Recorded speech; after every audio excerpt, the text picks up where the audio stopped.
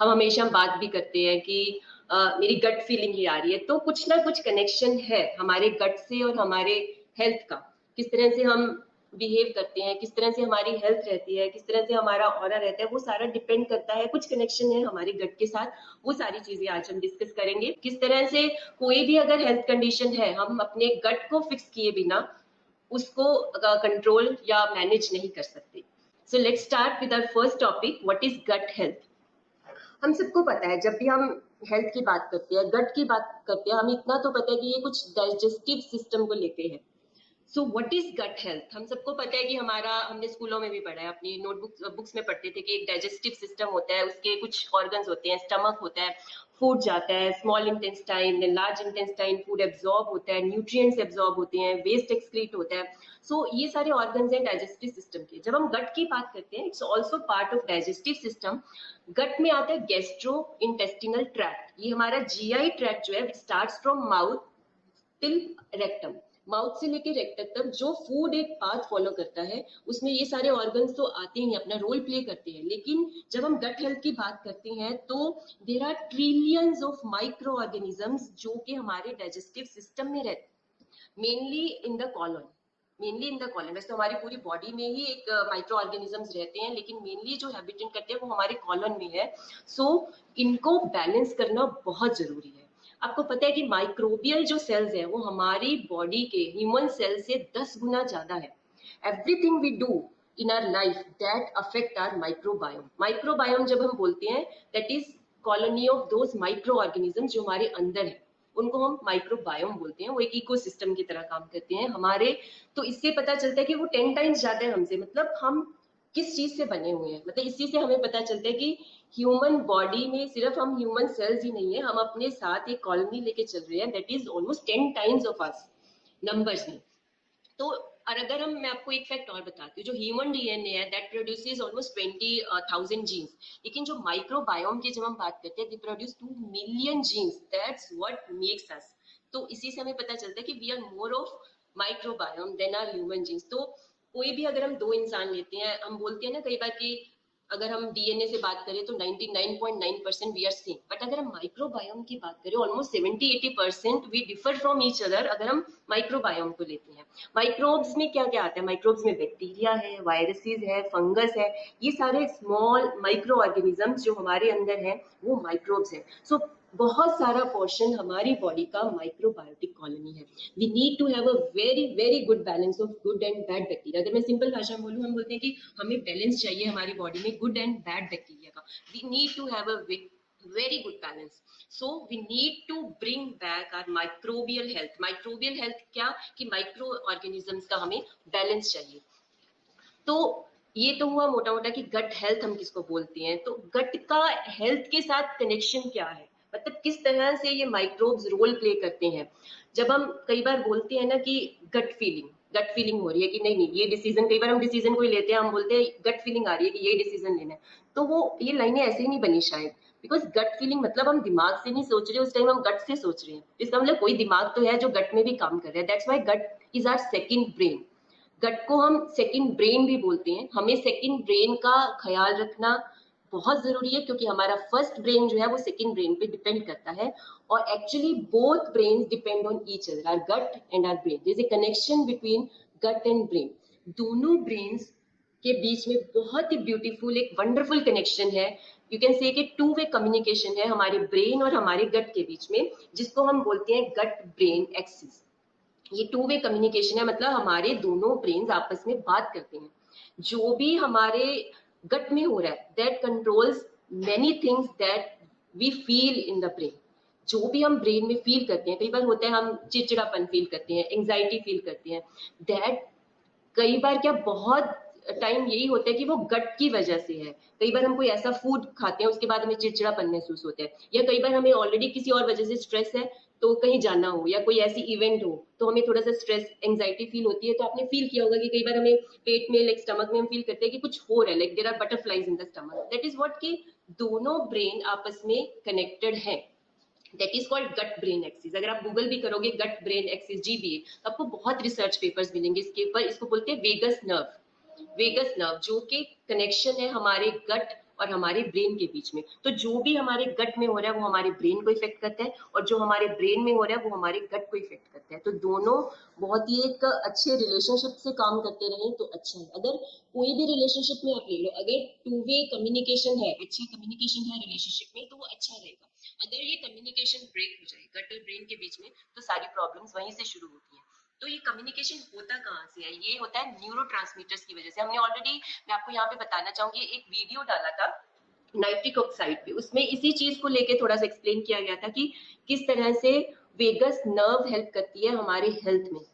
इस वीडियो को आप जरूर देखें, आई विल रिकमेंड आपको। इस टॉपिक पे हम इस सेशन में तो डिटेल में नहीं जाएंगे, बट इस टॉपिक पे आपको और बहुत सारी डिटेल इन्फॉर्मेशन मिलेगी इस वीडियो से, जिसका लिंक मैं इस वीडियो की डिस्क्रिप्शन में शेयर करूंगी।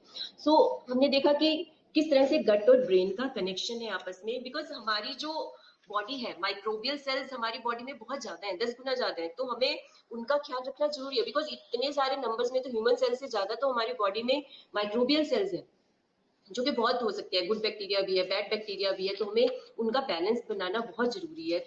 वो जरूरी हम किस तरह से समझें कि क्या करें उसके लिए, क्या हमें कुछ लाइफस्टाइल चेंजेस करनी पड़ी, कोई एक्सरसाइज करें, कोई मूवमेंट करें, या कोई ऐसे सप्लीमेंट्स लें। तो हमारा पर्पस क्या है? हमारा पर्पस क्या है कि हमें गट बैक्टीरिया जो है, गट बैक्टीरिया इस तरह के हेल्दी बैक्टीरिया, उनकी डाइवर्सिटी बढ़ानी है। उनके जितना डाइवर्स हमारा गट बैक्टीरिया होगा, जितना डाइवर्स हमारे माइक्रोब्स होंगे, डाइवर्स मतलब कि जितने अलग अलग तरह के माइक्रोब्स हमारे अंदर होंगे, उतना हमें बेनिफिट मिलेगा इन चीजों में। Like reduced inflammation, allergies reduce होंगी, हमारा इम्यून सिस्टम स्ट्रांग बनेगा, न्यूट्रिएंट्स हम बेटर एब्जॉर्ब कर पाएंगे। कई बार होता है ना कि हम खाना भी अच्छा खा रहे हैं, बट वो लगता नहीं है। लाइक कई बार हम बोलते हैं कि खाना भी खा रहे हैं, लेकिन उसके बॉडी को लगता नहीं है, तो इट मीन्स कि न्यूट्रिएंट्स जो है वो एब्जॉर्ब नहीं हो रहे हैं प्रॉपर्ली। तो अगर हमारे अंदर डाइवर्सिफाइड गट माइक्रोब्स होंगे, तो बेटर एब्जॉर्प्शन होगा न्यूट्रिएंट्स का। और वेट मेंटेन करने में, जिनका वेट ज्यादा है, वेट लॉस में बहुत बड़ा हेल्प मिलेगा इस चीज से। तो गट बैक्टीरिया की डाइवर्सिटी होना बहुत जरूरी है। वो हम किस तरह से कर सकते हैं, वो हम आगे सेशन में जानेंगे। हम किस तरह से फूड रोल प्ले करता है इस चीज में, किस तरह के फूड इस चीज को बढ़ाते हैं डाइवर्सिटी को, और किस तरह के फूड उस चीज को डिक्रीज करते हैं डाइवर्सिटी को। बिकॉज हमारा पर्पस यही होना चाहिए कि हमारे अंदर बहुत सारे अलग अलग तरह के गुड माइक्रोब्स हों, गुड बैक्टीरिया हों। तो हमें, अब हम चलते हैं अपने नेक्स्ट टॉपिक पे कि हमें किस तरह के, सबसे पहले हमें ये जानना जरूरी है कि हमारे ऐसा क्या है कि हमारा गट फ्लोरा ठीक नहीं है, ऐसा क्या है कि इम्बैलेंस है, व्हाई देयर इज इम्बैलेंस। क्योंकि ये चीज कहाँ से शुरुआत होती है? जब बच्चा जन्म लेता है, तो सबसे पहले माइक्रोबायोम जैसे उसको अपनी मदर से मिलता है। जब वो डिलीवर होगी, उसको अपनी वेजाइनल डिलीवरी होती है, तो उसको अपने मदर से माइक्रोबायोम से मिलता है। That is the key for the child. तो अगर अगर पेरेंट्स इस सेशन को सुन रहे हैं, तो मैं कहूंगी कि जो भी अगर प्रेग्नेंट है, जो भी मदर्स, तो वो अपनी प्रेगनेंसी में ही अगर अपने माइक्रोबायोम का ध्यान रखेंगे, that will be a very good for the kid. तो बच्चे के लिए बहुत अच्छा है कि उसको एक अच्छा माइक्रोबायोम सेट मिल रहा है to start his life, his और हर लाइफ। सो अब ऐसी कौन सी चीजें हो गई कि हमारा गट फ्लोरा जो हमें बर्थ से इतना अच्छा मिला था, वो डिप्लीट हो रहा है, और हमें उसको बैलेंस करने की जरूरत पड़ रही है। सो विल सी कि किस तरह की ऐसी चीजें जो हम अवॉइड कर सकते हैं। Number one, antibiotics. एंटीबायोटिक्स क्या करते हैं कि आपके बैड बैक्टीरिया को तो रिमूव करते ही है, साथ साथ वो गुड बैक्टीरिया की कॉलोनी को भी पूरा फिनिश कर देते हैं। तो एंटीबायोटिक्स हमेशा जितने भी गुड बैक्टीरिया, उनकी ग्रोथ में हेल्प नहीं कर पाते। बैड बैक्टीरिया को हटाएंगे, गुड बैक्टीरिया की को ब्लॉक करेंगे ग्रो होने में। सो जितना भी हम मिनिमाइज कर सकें इस चीज को, हमें कोशिश करना चाहिए कि हम एंटीबायोटिक्स कम लें, क्योंकि उससे क्या होगा कि हमारा गट फ्लोरा अच्छा रहेगा। Next is artificial sweeteners. क्योंकि उससे पहले, आर्टिफिशियल स्वीटनर से पहले मैं शुगर की तरफ जाऊंगी कि शुगर, जब हम शुगर की बात करें, यहाँ पे रिफाइंड शुगर, किसी भी फॉर्म में रिफाइंड शुगर जो है वो हेल्प, ऑलरेडी हमें पता है कि शुगर ठीक नहीं है। नेचुरल फॉर्म में शुगर अच्छी है, लाइक डेट्स है, इवन जैगरी है लिमिटेड क्वांटिटी में, but refined sugar, white sugar is no no, कितनी भी इवन थोड़ी सी क्वांटिटी भी हैम्पर करती है हमारे गट फ्लोरा को। सो होता क्या है कि हम शुगर नहीं खाते, उसकी जगह हम करते हैं कि चलो आर्टिफिशियल स्वीटनर्स खाते हैं। अस्पार्टम जो नॉर्मली आर्टिफिशियल स्वीटनर है, कई आर्टिफिशियल स्वीटनर प्रोडक्ट्स में यूज होता है, उससे क्या होता है, वो और ज्यादा नुकसान करता है, वो और ज्यादा हमारे गट माइक्रोबायोम को खराब करता है। उससे क्या होगा, वेट बढ़ेगा, और ज्यादा वेट बढ़ेगा, मसल्स वीक होंगी इस तरह के आर्टिफिशियल स्वीटनेस खाएंगे। तो आर्टिफिशियल, अगर हम शुगर नहीं खा रहे हैं तो आर्टिफिशियल स्वीटनेस तो बिल्कुल भी नहीं। उसके बाद आता है स्ट्रेस। जब भी हमारा स्ट्रेस है, हमें पता है कि हमारे ब्रेन और गट के बीच में कनेक्शन है, तो हम स्ट्रेसफुल कंडीशन में रहते हैं हमेशा। आजकल का लाइफस्टाइल ऐसा है कि बहुत सारे तरह के स्ट्रेस रहते हैं किसी भी एक इंसान, कोई भी एक लाइफ स्ट्रेस फ्री नहीं हो सकती, बट एक नॉर्मल स्ट्रेस जो होता है वो ठीक है, लेकिन हम कई बार बात बात पे स्ट्रेस ले रहे हैं, वो हमारे गट को इम्पैक्ट करता है।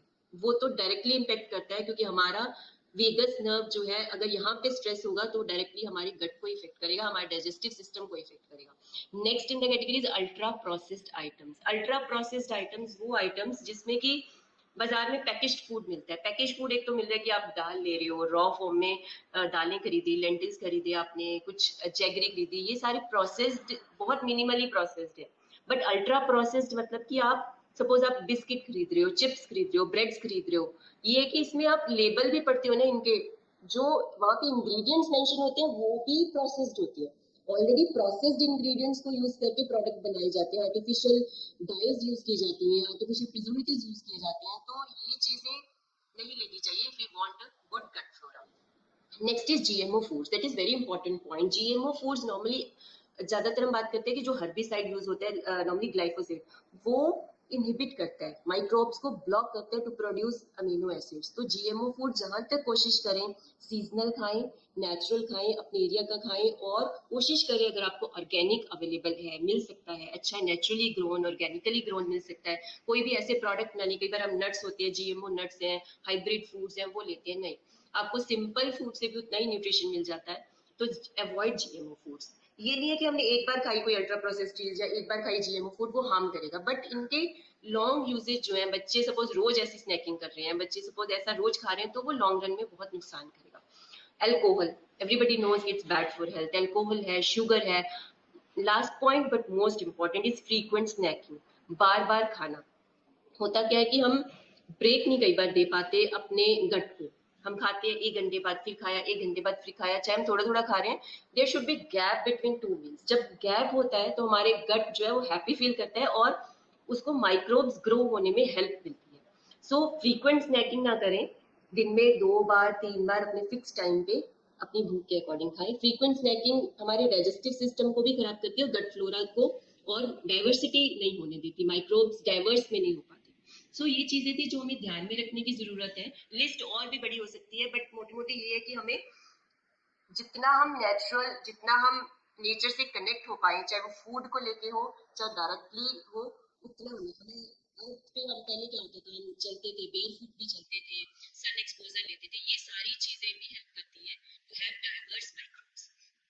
सो ये थी लिस्ट कि हम किस तरह से, अगर हम इन चीजों का सेवन कर रहे हैं तो हम अपना गट फ्लोरा खराब कर रहे हैं। तो ऐसी कौन सी चीजें लें जो हमारे गट को पावर अप कर देगी, मतलब जो there should be diversity of microbes, तो किन चीजों से डाइवर्सिटी होगी माइक्रोब्स की हमारे गट में। तो पावरफुल फूड कौन से हैं, बहुत ही, हम फूड के साथ साथ हम हैबिट्स भी देखेंगे कि किस तरह की हैबिट्स हम इनकलकेट करें, अपनी रूटीन में लाएं, ताकि उन चीजों की हैबिट पड़े एंड लॉन्ग रन में हम अपने गट फ्लोरा को वापस लेके आ सकें। सो वो पावरफुल फूड है। अब जब भी हम गट हेल्थ की बात करते हैं, हेल्दी इंजाइम्स की बात करते हैं, हेल्दी माइक्रोब्स की बात करते हैं, हेल्दी बैक्टीरिया की बात करते हैं, तो उनको प्रीबायोटिक और प्रोबायोटिक का नाम जरूर आता है कि हमें गट हेल्थ के लिए गुड प्रीबायोटिक और गुड प्रोबायोटिक चाहिए। Now what is prebiotic and probiotic? Prebiotic is fibre, prebiotic के जो हमारे अंदर अच्छे बैक्टीरिया है उनका खाना, कि अगर ऑलरेडी जो गुड बैक्टीरिया हमारे अंदर है उनको रहने के लिए उनको फूड चाहिए, दैट फूड इज प्रीबायोटिक। वो प्रीबायोटिक फूड कौन से हो सकते हैं? वो हो सकते हैं फाइबर, अच्छा गुड फाइबर जो हम उनको दे सकते हैं। तो सबसे पहला पॉइंट यही है कि feed your gut with fibre. अगर हम फाइबर देंगे अच्छा, तो हमें प्रीबायोटिक हम दे रहे हैं अपने गट को। तो प्रीबायोटिक हम फाइबर से दे सकते हैं। फाइबर किस फॉर्म में? Fibre as in vegetables, raw vegetables, raw fruits जब हम खाते हैं तो हम अपने गट बैक्टीरिया के लिए अच्छा खाना भेज रहे हैं अंदर। वो खाना, कई बार हम बोलते हैं कि फाइबर जो होता है वो अनडाइजेस्टेड फूड होता है, वो खाना हमारे माइक्रोब्स के लिए है। उनसे जितनी तरह का, अब वेजिटेबल्स तो हम एक भी, कई बार हमें एक ही वेजिटेबल पसंद होती है, हम रोज वही खाते हैं, आलू पसंद है, गोभी पसंद है, तो हम रोज ही भी खाते हैं। तो नेक्स्ट पॉइंट मेरा यही है कि रोटेट योर वेजिटेबल्स। जितना ज्यादा हम वेजिटेबल्स रोटेट करके खाएंगे, जितनी वैरायटी में वेजिटेबल्स खाएंगे, जितनी कलर्स की वेजिटेबल्स खाएंगे, उतना डाइवर्स हमारा माइक्रोब्स होगा। क्यों? क्योंकि हमें जितनी भी सीजन में वेजिटेबल्स आ रही हैं उतनी हमें जरूर खानी है रोज। एक हफ्ता आप मान लो, आप इस तरह से प्लान करो अपने वीक का कि आज ये सब्जी आई है घर में तो कल हमें ये लानी है, मतलब वीक में पूरे सीजन की सब्जियां खा पाओ। कई बार आप अगर प्लान लिख के करोगे ना तो आपको पता चलेगा कि every second day we are using same सब्जी बन रही है घर पे। तो वो जरूर प्लान करके करना चाहिए कि हर तरह की सब्जी आपकी प्लेट में होनी चाहिए, कलरफुल होनी चाहिए आपकी plate. Next is rotate grains. तो जब हम फाइबर दे रहे हैं, वेजिटेबल्स रोटेट करके दे रहे हैं, तो हम प्रीबायोटिक दे रहे हैं अपने गुड बैक्टीरिया को। Next is rotate your grains. Grains हम कई बार होता है, जैसे हम अक्सर बात करते हैं अपने चैनल पे मिलेट्स की बात करते हैं, तो नॉर्मली सिरीधान्य मिलेट्स की बात करते हैं। सिरीधान्य मिलेट में बता दूं, foxtail millet, little millet, barnyard millet, kodo millet and brown top millet. तो ये 5 ऐसी मिलेट्स हैं जो कि हीलिंग प्रॉपर्टीज रखती हैं, जो कि आपकी बॉडी को न्यूट्रिशन तो देती हैं, साथ में they have the capability to detox your body. So grains को रोटेट करके खाने का मतलब है कि हम सिर्फ 1 या 2 ग्रेन्स पे डिपेंड ना रहे, बिकॉज उससे क्या होगा, हमें उतना ही एक ही तरह का फाइबर मिलेगा हमारी बॉडी को, तो हम डाइवर्स माइक्रोब्स नहीं कर सकते पैदा। रोटेट करके ग्रेन्स खाएंगे, बिकॉज हर ग्रेन का फाइबर अलग तरीके का होता है। अगर मैं इन 5 मिलेट्स की बात करूं तो इन पांचों मिलेट का ग्रेन यूनिक है। Every grain has different type of fibre, और डिफरेंट टाइप ऑफ फाइबर अलग तरह के माइक्रोब्स को ग्रो होने में हेल्प करेगा। तो जितना हम रोटेट करके वेजिटेबल्स खाएंगे, ग्रेन्स खाएंगे, उतना हमारा डाइवर्सिफाइड माइक्रोब्स होंगे। इस पे हमने ऑलरेडी बहुत सारे वीडियो बनाए हैं सिरीधान्य मिलेट पे। ये 5 जो स्पेशल मिलेट्स हैं जिनके हम अक्सर बात करते हैं, वो वीडियो की मैं आज के सेशन में डिटेल में नहीं जाऊंगी कि how their fibre help in gut flora. वो आप जरूर देखें, ये 2-3 वीडियो, इनके लिंक मैं आज की वीडियो में शेयर करूंगी। तो आगे बढ़ते हैं हम कि ग्रेन्स को रोटेट वैरायटी में खाएं, वेजिटेबल्स को वैरायटी में खाएं। Next very important is fasting. जब हम फास्टिंग की बात करते हैं, फास्टिंग कैसे हेल्प करते हैं हमारे गट फ्लोरा में, जब हम गैप देते हैं, लंबा गैप देते हैं, तो हमारे डाइजेस्टिव सिस्टम को थोड़ा सा आराम मिलता है, रेस्ट मिलता है। गट्स जो ऑलरेडी उसमें गट में गुड बैक्टीरिया है वो ग्रो होते हैं, उनको टाइम मिलता है ग्रो होने का, बॉडी को हीलिंग टाइम मिलता है डाइजेशन के बाद। तो फास्टिंग, अगर हम हमारे तो हर एक कल्चर में फास्टिंग का है। सपोज नवरात्रा अभी आने वाले हैं, हम तब फास्टिंग करते हैं। टाइम टाइम पे फास्टिंग का हर एक रिचुअल्स में, हर एक रिलीजन में फास्टिंग का महत्व सबको पता है। लेकिन हम डेली में ऐसा क्या करें, डेली रूटीन में, कि गैप भी हो जाए, हम फास्टिंग के बेनिफिट्स भी ले पाए। तो हमें सपोज हम रात का मील अगर हम अपना अर्ली ले लें, अर्ली डिनर, तब हमारा अर्ली डिनर देन ब्रेकफास्ट के बीच में हमारा मिनिमम 12 आवर्स का गैप हो जाए, that will be a good fasting for our gut. तो फास्टिंग बहुत ज्यादा हेल्प करेगी to have diversified microbes.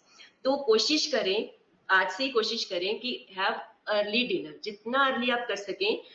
Best is by 7 PM। अगर आपका लाइफस्टाइल ऐसा नहीं अलाउ करता तो एटलीस्ट आप 8 PM तक उसको लेके जाएं, इससे ज्यादा ठीक नहीं है। तो 7 to 8 PM के बीच में अगर आप डिनर कर रहे हैं और नेक्स्ट डे आप 8 PM से 9 PM या इवन 10 AM पे ब्रेकफास्ट करेंगे, तो एक बहुत अच्छा फास्टिंग हो जाएगा। और जब आप अपना फास्ट ब्रेक करेंगे तो gut will be happy gut with diversified microbe, और आपको खाया पिया लगेगा भी, आपके एब्जॉर्प्शन भी अच्छा होगा न्यूट्रिएंट्स का। एंड नेक्स्ट कैटेगरी के जो फूड आते हैं, मैंने लिखा यहाँ पे fermented food. Fermented food are best food for your gut. Fermented food की कैटेगरी में कौन से फूड आ गए? फर्मेंटेड फूड में एक बहुत ही स्पेशल फूड की हम बात करते हैं, अम्बली, फर्मेंटेड पॉरिज, फर्मेंटेड दलिया, जिसकी हम नेक्स्ट बात करेंगे। पहले हम और फर्मेंटेड फूड्स देख लें कि कौन से ऐसे फूड हैं जो हेल्प करते हैं हमारे गट फ्लोरा में। वो है, सपोज हम कर्ड बनाते हैं घर पे, दही जमाते हैं, बटर मिल्क बनाते हैं, लस्सी बनाते हैं, घर का पिकल बनाते हैं हम, जो नेचुरली फर्मेंट करते हैं, होममेड पिकल हो गया, दही हो गई, छाछ हो गई, या हमारे हर एक कल्चर में कुछ ना कुछ फर्मेंटेड फूड्स का है। लाइक राब बनाते हैं राजस्थान में, या हम कांजी बनाते हैं बीट रूट या कैरेट की। ये सारे फर्मेंटेड फूड्स हैं, they are very good with live bacteria, और हमारे बॉडी के लिए बहुत अच्छा, अगर हम पीरियोडिकली अकॉर्डिंग टू सीजन इनको हम अपने मील्स में लेते हैं। बिकॉज इनको भी अब रोटेट करना जरूरी है। ये नहीं कि हम रोज एक ही तरह के फर्मेंटेड फूड पे डिपेंड करें तो हमें एक ही तरह के माइक्रोब्स मिलेंगे। सपोज हम लस्सी पी रहे हैं रोज, तो हमें एक ही तरह के माइक्रोब्स जो कर्ड में होते हैं, सपोज लैक्टोबैसिलस, तो वही मिलेंगे। तो हमें अलग अलग तरह के माइक्रोब्स लेने के लिए अलग अलग तरह का फर्मेंटेड फूड्स भी हमें शामिल करने की जरूरत है अपने खाने में। बहुत ही एक पावरफुल अल्टीमेट फर्मेंटेड फूड है, जिसकी हम नेक्स्ट स्लाइड में बात करेंगे। उससे पहले मैं बता दूं कि और कैसी ऐसी चीजें हैं जो कि हेल्प करती हैं गट हेल्थ में। Next is movement. मूवमेंट से मतलब कि हमारी जो बॉडी है that is meant for movement, वो बैठने के लिए लंबा टाइम नहीं बनी है। तो मूवमेंट किस फॉर्म में, आप योगा कर सकते हो, एक्सरसाइज कर सकते हो, वॉक कर सकते हो। तो किसी भी तरह की मूवमेंट हमारी रूटीन में होनी ही चाहिए। अगर आप फिर इंटेंस एक्सरसाइज नहीं कर सकते तो एटलीस्ट 1 आवर कंटिन्यूस वॉक कर सकते हैं। नहीं कर सकते तो घर पे हम सिंपल रनिंग, योगा, कुछ भी ऐसी इजी एक्सरसाइज कर सकते हैं। जितना हम मूवमेंट करेंगे, मूवमेंट कैसे हेल्प करेगा, गट फ्लोरा में जितना हम मूवमेंट करेंगे बॉडी का, उतना हमें स्ट्रेस से भी रिलीफ मिलेगा। बॉडी में मूवमेंट होएगी, रेस्पिरेटरी सिस्टम अच्छा काम करेगा, नर्वस सिस्टम अच्छा काम करेगा, स्पेस बनेगा बॉडी में, तो ये हमारे गट को जरूर हेल्प करेगा। और next is yoga and meditation. Yoga and meditation के बारे में तो आप जितना पढ़ ले उतना कम है, बिकॉज मेडिटेशन क्या है, मेडिटेशन आप बैठते हैं अपना कुछ भी ब्रीदिंग कुछ भी किया, डीप ब्रीदिंग किया, मेडिटेट कर रहे हैं, तो उससे क्या होता है कि आप एक स्ट्रेस तो रिलीज करते ही हैं। जब हम स्ट्रेस यहाँ से निकालते हैं तो डायरेक्टली वो हमारे गट को इफेक्ट करता है। तो योगा, मेडिटेशन, मूवमेंट, ये तीनों चीजें लाइफ का पार्ट होनी चाहिए। जैसे आप खाना रोज खाते हैं तो ये तीनों चीजें भी रोज करनी चाहिए। ऑलरेडी हमने इस पे भी बहुत अच्छा वीडियो बनाया हुआ है कि कैसे आप रूटीन फॉलो कर सकते हैं मूवमेंट, मेडिटेशन, योगा की, जो आपको, आप इस तरह की रूटीन फॉलो करें कि जो कि सस्टेनेबल हो। अब कई बार क्या होता है कि हम जिम शुरू कर लेते हैं बहुत ही इंटेंस, 1 दिन किया, 2 दिन किया, उसके बाद थक के 1 हफ्ता घर पे बैठ के। आप इस तरह की रूटीन फॉलो करो अपनी बॉडी के अकॉर्डिंग।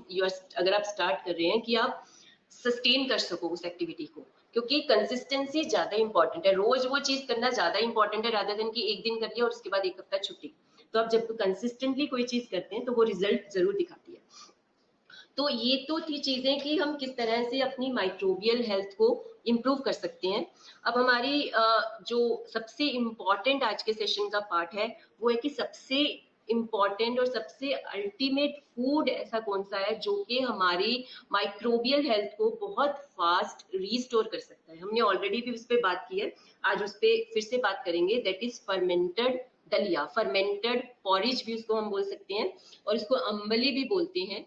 नॉर्मली हम इस पे बात करते हैं जब भी हम फर्मेंटेड दलिया की बात करते हैं, अम्बली की बात करते हैं। हम अम्बली 5 मिलेट्स से बनाते हैं, 5 मिलेट्स की बात करते हैं। मैं दोबारा बताती हूँ, foxtail millet, little millet, kodo millet, barnyard millet and brown top millet.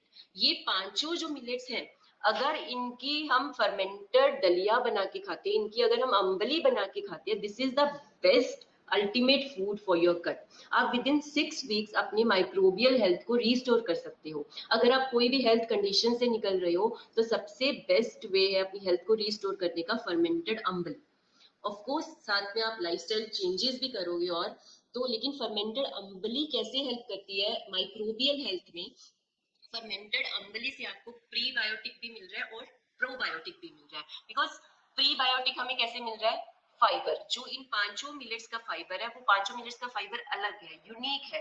कोई फाइबर जो है वो नर्वस सिस्टम को क्लेंस कर रहा है, एक मिलेट का फाइबर ब्लड को क्लेंस करने के काम आता है, एक हमारे लीवर को क्लेंस करता है। तो ये पांचों मिलेट्स जो है ये बॉडी के अलग अलग ऑर्गन्स को क्लेंस करने में हेल्प करती हैं। तो जब हम इन पांचों ग्रेन्स को रोटेट करके खाते हैं और वो भी फर्मेंटेड दलिया की फॉर्म में खाते हैं, it is the best prebiotic and probiotic for our body. और इसको हम अगर साथ में हम छाछ के साथ ले रहे हैं, साथ में हम होममेड पिकल के साथ ले रहे हैं, साथ में हम थोड़ी सी टेम्परिंग करके ले रहे हैं, इसका माइक्रोब डाइवर्सिटी कंटेंट और बढ़ा देते हैं इस चीज का। तो फर्मेंटेड दलिया आज हम देखेंगे कि इन पांचों मिलेट्स का हम किस तरह से बनाएं कि हमारी बॉडी के लिए, अगर हम इसको प्रॉपरली कंज्यूम करें, प्रॉपरली बनाएं, तो ये हमारी बॉडी के लिए रामबाण की तरह काम कर सकता है।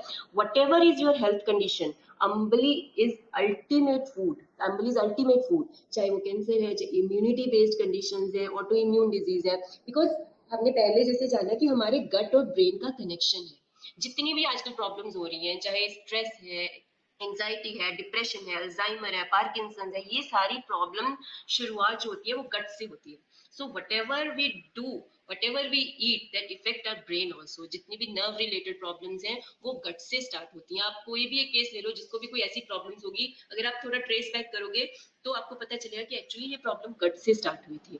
तो हमें सबसे पहले अपनी गट बैक्टीरिया को ठीक करने की जरूरत है। तो आज हम फिर चलते हैं कि अम्बली अब कैसे बनाई जाए इन पांचों मिलेट्स को यूज करके, ताकि हम उसका बेस्ट से बेस्ट यूज कर सकें। इसके लिए मैंने एक वीडियो बनाया था जो हमने होलसम टेल्स पे अपलोड किया हुआ है, तो ये जो वीडियो आपको अभी क्लिप देखा, इस वीडियो में मैंने पूरी रेसिपी डेमोन्स्ट्रेट की हुई है कि आप किस तरह से बनाएं, लेकिन फिर भी मैं अभी बता रही हूँ। आप डिटेल्ड अगर वीडियो डिस्क्रिप्शन देखना चाहते हैं तो इस वीडियो का लिंक मैं अभी इस वीडियो के डिस्क्रिप्शन में डालूंगी, तो आप जरूर चेक करें। लेकिन अम्बली का मैं और थोड़े से बेनिफिट बताना चाहूंगी कि अम्बली से डाइवर्सिटी ऑफ माइक्रोब्स होगा। तो सबसे पहला जो हमारा पर्पस था वो अम्बली खाने से पर्पस सॉल्व हुआ कि हमें अम्बली खाने से, अगर हम इन 5 ग्रेन्स की अम्बली रोटेट कर करके खा रहे हैं, 2 दिन सपोज फॉक्सटेल मिलेट की अम्बली, देन 2 दिन लिटिल मिलेट की अम्बली, तो हमें डाइवर्सिटी ऑफ माइक्रोब्स मिलेगा।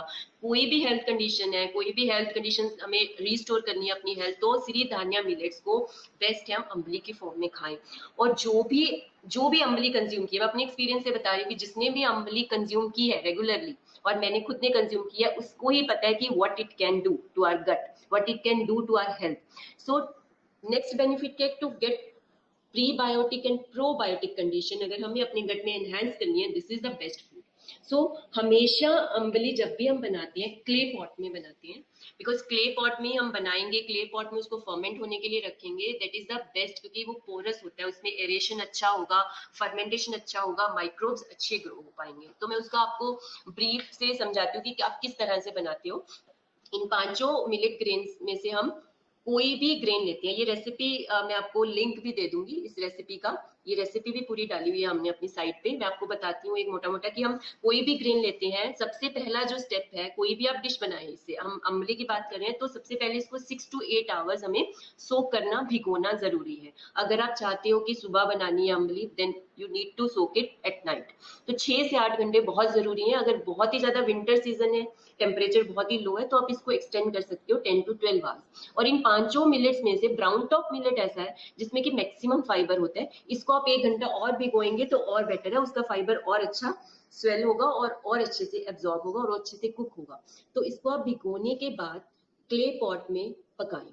जनरली हम वाटर रेशियो लेते हैं 1 to 10, 1 कप अगर मिलेट है तो 10 कप्स वाटर। तो आप स्टार्ट में थोड़ा पानी भी डाल सकते हैं, बाद में ऐड करते जाएं जैसे जैसे हम कुक कर रहे हैं, या आप एक साथ पानी डाल के बॉईल करें और कुक करें। जिस तरह से हम दलिया बनाते हैं उसी तरह से ये दलिया बनाना है हमें, नॉर्मल दलिया। सपोज आपने गेहूं का दलिया बनाया होगा, कभी सूजी का दलिया बनाया होगा, तो सेम वे में हमें पानी डाल के बहुत ही पतला दलिया बनाना है इस ग्रेन से।